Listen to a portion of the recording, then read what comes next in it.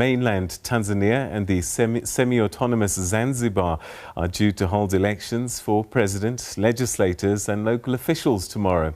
Incumbent President John Magufuli is seeking re-election on the mainland amongst a crowded field of 15 other contenders.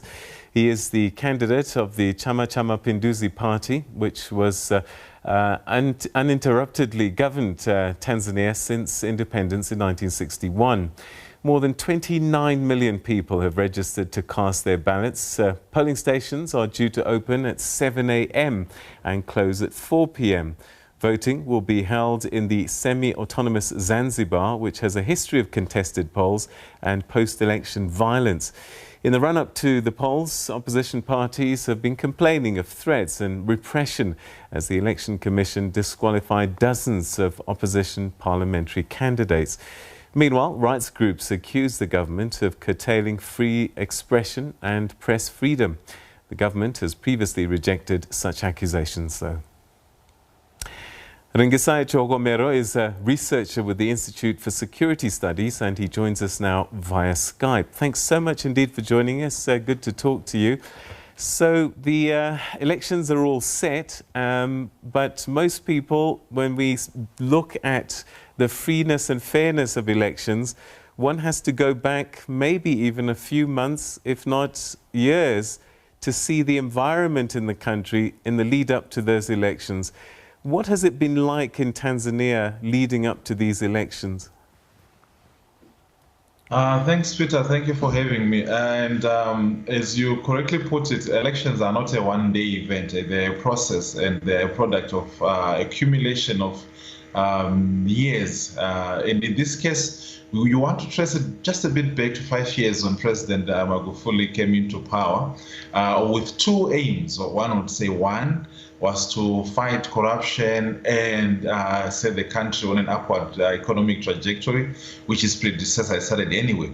But the second one was to silence any dissenting voices and create a space where dissension is considered a crime, and where free speech, freedom of expression and freedom of association were criminalized gradually.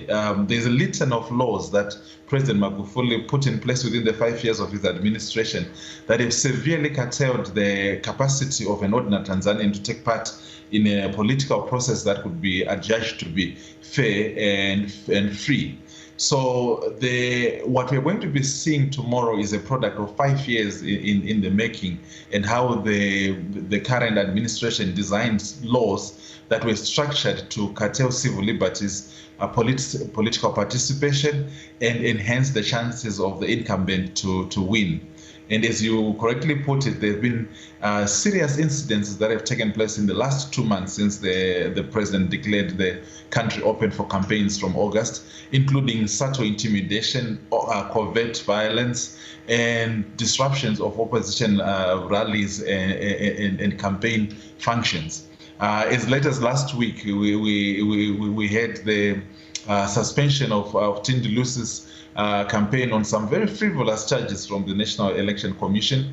And over the weekend, there were allegations of an abduction of the campaign manager in Zanzibar. And all this builds into the overall election environment that we have to put into perspective when reading tomorrow's elections.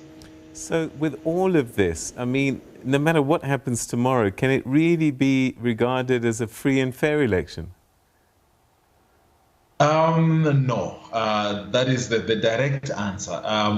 But what you have, Peter, as you might be aware, we have certain bodies that have the legitimacy to declare an electoral process as free and fair.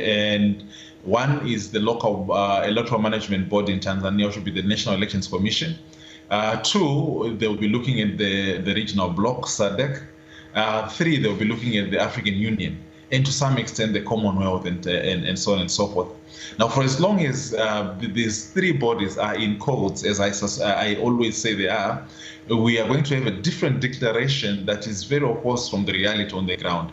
This is not to preempt what will happen tomorrow, but just looking at the processes that have been running up to the elections. to what extent were the citizens' access to information, which is one of the key tenets of the SADC's principles and guidelines on electoral management, that citizens should have access to information so that they make informed decisions, that all opposition parties should have equal access to state media, and that there must be freedom of campaign and freedom of association. So in looking at the tenets that have been set by SADC, there is no way that we can judge this election to have been free, and the integrity of it is very compromised. But because the responsibility to declare an election free and fair is not within the citizens' hands, we already can predict the kind of reports we've read from SADC, election observers from Zimbabwe, from Malawi, from Mozambique. All right, so I'm reading reports that opposition are accusing police of killing 9 people during protests. Yeah, so the dynamics of politics also, Peter, is that every campaign has to posture and has to present an optic, right? And has to present a narrative that works. There's been allegations from the oppositions, and they cannot be dismissed easily, because what we know now that there's a lot of media blockage. There were allegations this afternoon that there's been some clampdown on internet and Twitter. We're yet to verify to what extent. So we have allegations that the opposition, when they have opportunity, can share with us. For the moment, we have not been able to verify those killings. What we've been able to verify has been the arrest of the Zanzibar presidential candidate in the mornings around 8 a.m. when he had gone to cast his vote. And it's an interesting situation there, which on one hand is a good political move, just to expose the kind of shenanigans that are happening in this pre-election elections for security forces and electoral management personnel that have to vote a day before. All right, so help us understand what changed 5 years ago, because, you know, when we look back, and perhaps we were looking through tinted glasses, but you know, how you describe the current administration doesn't sound like Jakaya Kikwete, doesn't sound like Benjamin Mkapa, doesn't sound like Al-Hassan Mwinyi. What has changed? Why such a firm hand under President Magufuli? Peter, the political dynamics in Africa are a bit complex, and how one sets to create their own legacy is also a narrative that they create on their own. So there are 2 things that happened in the last 5 years. And what we would say, as I mentioned in the beginning, that Magufuli's approach was to say there's been a lot of corruption and there's been a lot of collusion between business, especially multinational corporations, and political elites in Tanzania. So he started his administrative years with a force, and became a very powerful force to reckon with in terms of fighting corruption, in terms of trying to set the record straight. But the danger of doing that was to say, it took an approach where you are saying the end justifies the means. So you'd get to a hospital, you'd get to a public institution, find maybe the chief executive is not there, find that the accounts are not in order, and you'd summarily dismiss people. Now, whilst this was applauded as a good thing, we did not look in a more nuanced way at what is happening. What you have here is an abrogation of the institutions that are supposed to follow due processes, where we all know that anyone who is in employment as a contractor, and if there's any allegations of corruption or misuse and abuse of power, there's due process that has to be followed.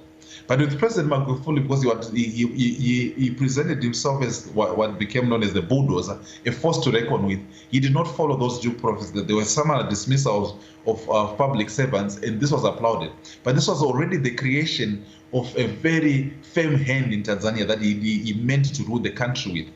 And the second thing is to say, where you have almost a Mugabe kind of mentality to say, anything that is not with us when we're trying to fight neo-colonialism and imperialism is against us, and it is meant to destroy the country, and it is an enemy of the state. So any dissenting voice in this situation was then treated as an enemy of the state.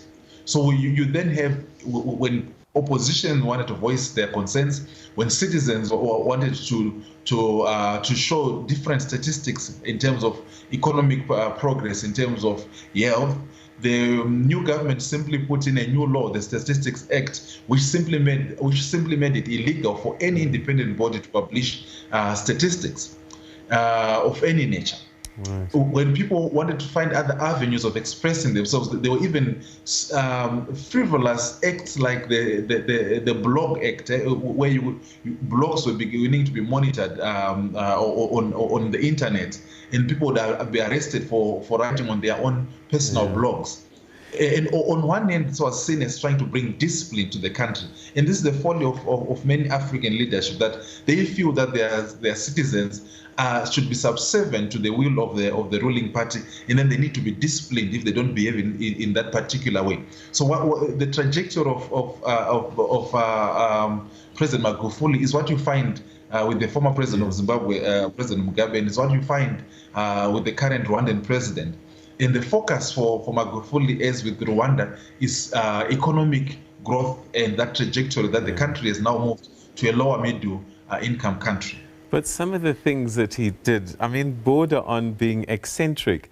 I know that at one time he said that people in public hospitals are not allowed to watch entertainment programs. The only things they could watch in hospital were health programs. And then we go right to local media not allowed to use foreign-made content in their news reporting. So you have a situation where the view of the leader is that the citizens, or should I say the population in a country, are not right-claiming citizens, but rather they should be subservient, subject to the leadership. And the only person who knows best what is good for the country is the leader. And this is the dynamic that are at play in Tanzania. You have these eccentric positions about what happens in state hospitals, and you have the extreme positions about what happened when a girl child gets pregnant. They have to be chucked out of school. And all those things that are kind of 19th century understanding of how public service works is what you have in President Magufuli. He really believes he's a disciplinarian, and he believes that the citizens are errant and they have to be disciplined by a strong-handed leader. What's the likelihood of protests after this election? We're seeing more and more of this in countries across the continent post-elections, and I suppose it must be a genuine fear.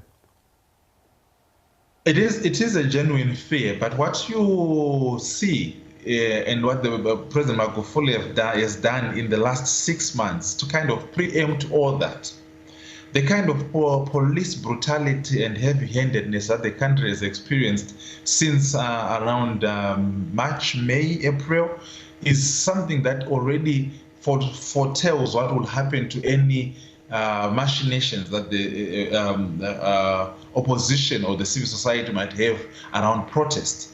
The manner in which campaigns have been disrupted by the police using tear gas, using heavy-handedness to disperse political supporters is already a predictor of what would happen if anyone tried to go into the streets and demonstrate. And what you have to remember, Peter, is Tanzania has one limitation.